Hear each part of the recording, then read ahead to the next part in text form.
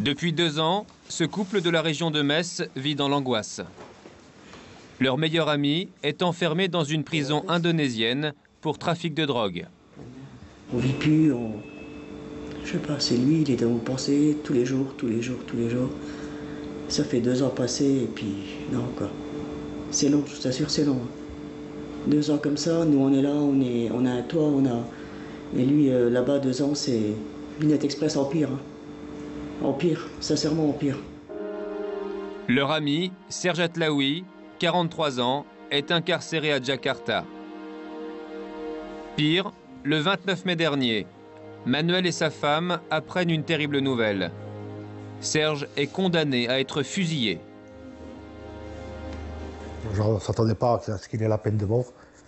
Vous voyez, les faits sont là. Alors, on s'attend à tout maintenant. Ça m'a fait mal, très mal. Encore maintenant. L'incompréhension est totale pour son meilleur ami. C'est une histoire hors du commun. Celle d'un simple artisan soudeur qui se retrouve dans le couloir de la mort d'une prison de haute sécurité à l'autre bout du monde. Comment Serge Atlaoui s'est-il retrouvé mêlé à l'une des affaires de drogue les plus retentissantes qu'ait jamais connue l'Indonésie? Pourquoi ce père de famille a-t-il été condamné à une peine d'une telle sévérité? Et est-il vraiment coupable? C'est dans cette petite ville de Lorraine que Serge Atlaoui a grandi. Issu d'un milieu modeste, après une courte scolarité, il est embauché comme soudeur sur les chantiers de la région, comme ici, lors des travaux de rénovation de ces hauts fourneaux. Ces dernières années, il s'endette, notamment pour acheter une maison où il vit avec Sabine, sa compagne, et leurs 3 enfants. C'est alors qu'à l'automne 2005, un ami néerlandais, Nicolas Garnick, lui propose un job très bien payé, 4 000 € pour assembler des machines dans une usine durant 2 semaines. Mais pour cela, il faut aller jusqu'en Indonésie. C'est parce qu'il a accepté ce travail qu'aujourd'hui Serge Atlaoui croupit derrière les barreaux de cette prison de Jakarta, la plus surveillée du pays.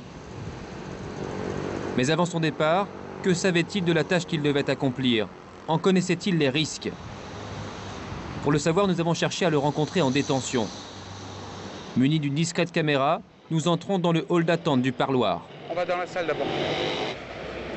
Des dizaines d'épouses ou de proches attendent leur tour. Le bâtiment est propre et moderne, et après 1h30 d'attente, nous allons enfin pouvoir rencontrer le condamné français. Évidemment, il est interdit de filmer les lieux, alors pour éviter que l'interview, une fois diffusée, ne cause des ennuis à Serge, nous l'enregistrons à son insu. Comment ça s'est passé? Pourquoi tu es venu en Indonésie en fait? Pour travailler, essayer de récupérer un peu d'argent pour payer mes dettes. D'accord, donc tu avais des problèmes financiers. Oui, exactement. Et tu es venu faire quoi comme travail ici en fait? Technicien. Technicien, tu savais? De technicien de quoi? Installer des machines industrielles. D'accord. C'est un ami qui t'a contacté? C'est une connaissance d'un ami à moi. Je ne connais pas personnellement, je ne connais pas son nom. Donc tu savais pas ce que tu venais réparer comme machine? Non, uniquement c'était une machine, une fabrique acrylique. Oui. Et que je devais absorber les machines qui se trouvaient dans des caisses. Oui. Et c'est ce que j'ai fait. En réalité, cette usine n'est pas tout à fait une fabrique de textiles acryliques. Elle se trouve en rase campagne, à 2 heures de route de la capitale. À l'époque, le voisin avait été surpris par la présence un peu incongrue de nombreux salariés étrangers sur le site. Il y avait un Hollandais, un Français, beaucoup de Chinois et des Coréens, un Australien. 3 d'entre eux restaient toujours à l'intérieur. Ils habitaient là. C'était un petit Chinois, un Coréen et un Hollandais. Et le Français? Ils faisaient des allers et retours. En fait, Serge Atlaoui, comme les autres étrangers, ont été embauchés par un patron indonésien dans un but bien précis. Le lieu de production, c'était là-bas. Dans cet entrepôt, bien à l'abri des regards, se trouvait un laboratoire clandestin.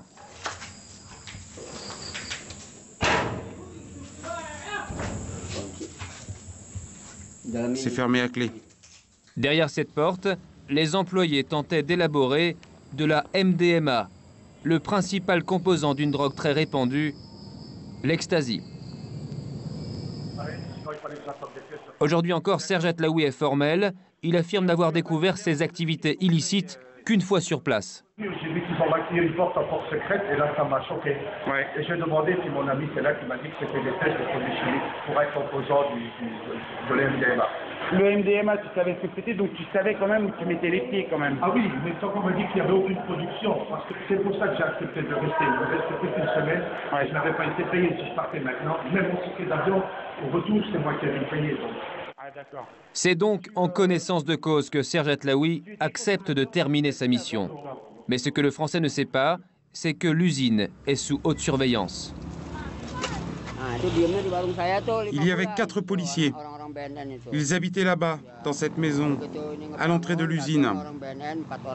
Ils s'étaient fait passer pour des étudiants. Ils sont restés 5 mois en observation. La journée, ils regardaient tout, depuis la buvette là-bas. Le 11 novembre 2005, la brigade des stupes investit les lieux. À l'intérieur, les policiers constatent que leurs soupçons sont bien fondés. Certes, la ligne de production n'est pas encore opérationnelle, mais selon les autorités, l'usine aurait pu produire à terme jusqu'à 5000 pilules d'ecstasy par jour. C'est l'une des plus grosses affaires de drogue jamais découvertes dans le pays. Alors devant les médias, le président indonésien en personne vient féliciter les policiers pour ce coup de filet. 12 personnes sont arrêtées, 5 Indonésiens, les autres sont tous étrangers. Parmi eux, Serge Atlaoui, qui devait terminer sa mission seulement quelques jours plus tard. Le Français va alors comparaître devant la justice indonésienne. Et en novembre 2006, il est condamné à une très lourde peine, la perpétuité. Loin des siens, au fond de sa cellule, Serge Atlaoui parvient pourtant à faire face. Et c'est notamment grâce au soutien d'une Française. Hélène connaît bien le système carcéral du pays. Et pour cause, son fils, Michael Blanc, a été condamné par la justice indonésienne à perpétuité pour un trafic de drogue qu'il a toujours nié. Depuis 7 ans, elle s'est installée dans la région pour être au plus près de son fils. Alors quand Hélène a su qu'un autre Français était détenu à vie à Jakarta, elle a réagi immédiatement. Simplement, j'ai entendu son cas et comme c'est quelqu'un de français, je me suis sentie concernée et j'ai essayé de le rencontrer parce que c'est ce que j'essaye de faire, de tendre la main un peu aux personnes qui sont en prison, connaissant le sujet assez bien aussi. Et donc c'est comme ça que j'ai rencontré Serge, en allant le voir tout simplement. Hélène a même accepté de participer à un événement extraordinaire dans la vie carcérale de Serge. C'était au mois de janvier dernier. Sa compagne Sabine avait fait le déplacement jusqu'à Jakarta. Ils ont décidé de se marier et donc ils m'ont demandé, Sabine m'a demandé d'être son témoin. La cérémonie de mariage s'est déroulée au cœur même de la prison. Il y avait bien sûr toute l'administration de la prison qui était présente. C'est monsieur le consul de France qui les a mariés. On a même eu un petit repas. Enfin, c'était vraiment bien. C'était très touchant, très vrai. C'est sûr que c'est un côté un peu surréaliste, mais il y avait tellement de bonheur entre eux, tellement d'amour et tellement que c'était quand même une fête. Et Serge avait dit qu'il voulait que ce soit une fête, que ce soit un bon souvenir pour lui et sa femme. Un moment de bonheur bien fugace. Car 4 mois plus tard, coup de théâtre. Le 29 mai dernier, la Cour suprême aggrave le verdict. Ce ne sera pas la perpétuité, mais la condamnation à mort. Le porte-parole de la plus haute instance judiciaire du pays justifie très sereinement le recours à la peine capitale. Dans ce pays musulman, la lutte contre le trafic de drogue est une priorité. Et selon lui, Serge Atlaoui est lourdement impliqué dans l'affaire. Nous estimons que Serge Atlaoui est un spécialiste. C'est un trafiquant indonésien qui l'a fait venir exprès en Indonésie pour fabriquer des produits stupéfiants. Il était accompagné d'un Néerlandais, Nicolas Garnick. Ils ont été embauchés tous les deux pour leur savoir-faire dans la production d'ecstasy. Ces personnes sont des experts.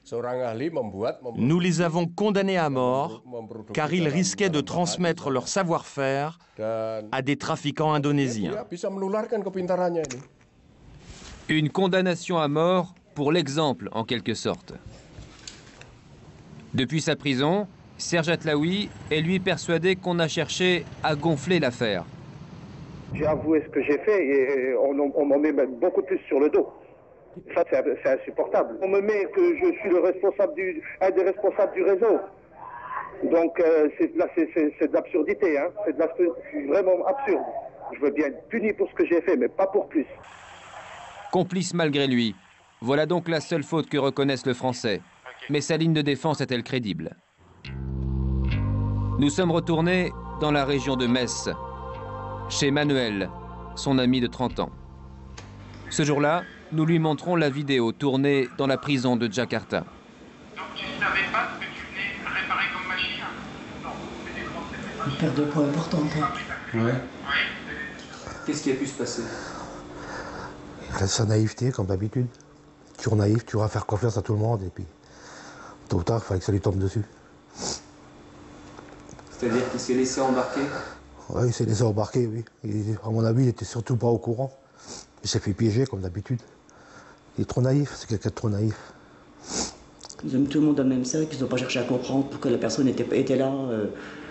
Qu'est-ce qu'elle faisait là, déjà de une. Donc ils ont mis tout le monde dans le même sac, ils ont ramassé tout le monde, et puis tout le monde a pris pareil, quoi. Serge Atlaoui paierait donc un prix bien trop élevé au regard de sa réelle implication dans l'affaire. La justice indonésienne, elle, ne s'embarrasse pas de ces considérations et l'exécution du Français reste potentiellement à l'ordre du jour. Cette exécution n'aura lieu qu'après l'accord du président de la République. Le peloton d'exécution sera composé de 12 tireurs. Et parmi les 12 qui vont tirer, un seul tirera à balles réelles. Les 11 autres utiliseront des balles à blanc. C'est juste pour que les tireurs ne sachent pas lequel d'entre eux a vraiment tué. Dernier espoir pour Serge, une grâce présidentielle.